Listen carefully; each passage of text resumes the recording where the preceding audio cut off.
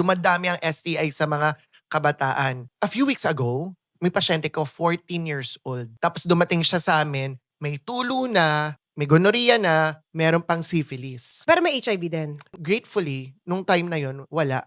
Hindi pa Okay. siya na-diagnose Pero kasi window period STI. siya o Oo, STI. oo. Dumadami ang STI sa mga kabataan. Here comes the worst case scenario na naka-encounter ko. 12 years old. Meron siyang gonorrhea sa 12 years old ha. Ibig sabihin, sexually active na siya at 12 years old. Well, because of his age, most probably it's an assault, 'di ba? Oo eh. Kasi minor 'to eh. Pero may social worker kasi kami, ayaw mag-disclose nung bata. Dahil doctor ako, puwede akong mag-provide ng services sa bata, may Mm. social worker kami. Kaya lang at the end of the day, hindi mo sila puwedeng masyadong dikdikin kung ano yung gusto nila kasi Hmm. very sensitive kami. Ang ina-address muna namin yung health nung bata. Oo. Tapos nire-refer na lang namin sila sa, psychologist or sa shrink kung kailangan.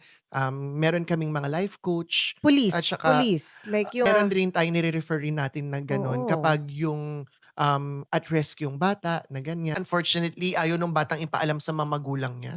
Meron din Pumunta yung bata mag-isa sa pumunta inyo? yung batang mag-isa sa amin. 12 years 12 old? years old.